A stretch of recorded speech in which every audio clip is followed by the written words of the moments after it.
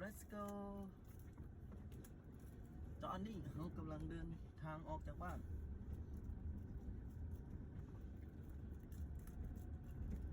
ก็อาจจะสั้นในนิดนึงนะเพราะว่าติดกล้องติดหน้ารถสีได้เลย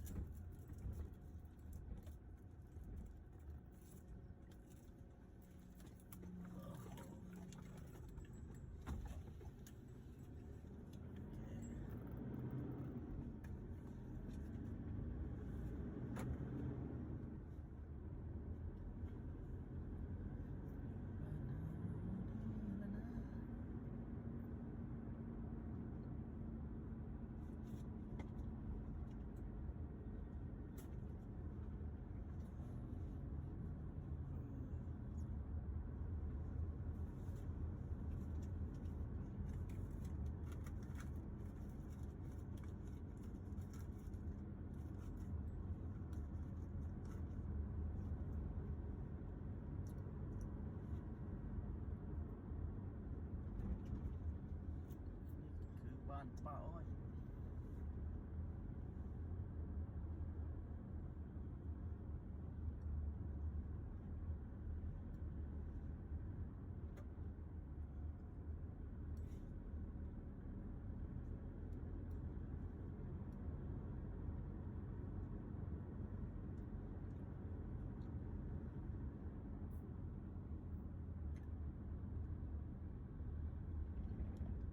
จังใดก็ฝากกดไลค์กดแชร์หรือกดกระดิ่งให้เด้อฝากติดตามเลยทำช่อง YouTube ใหม่ของเราเนาะ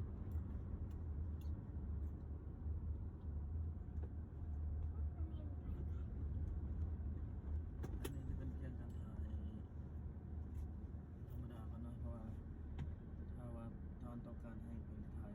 อยู่สถานที่ใดก็คอมเมนต์มาลุมคลิปเลยเนาะเราก็จะไปจุดนั้นเลย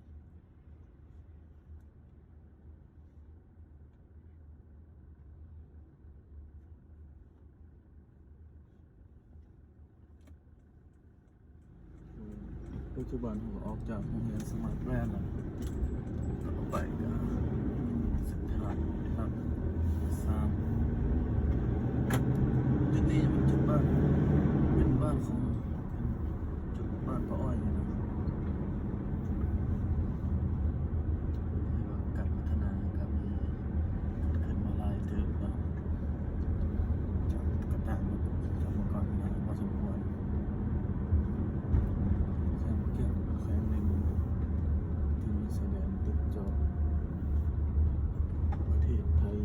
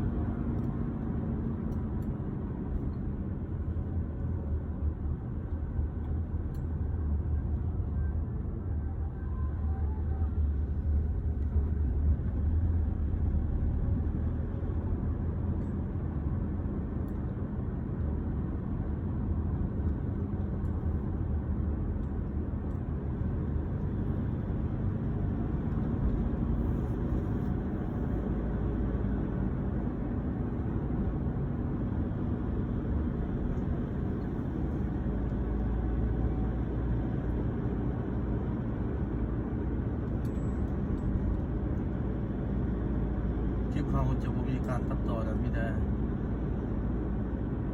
เดินหน้าอย่างเดียว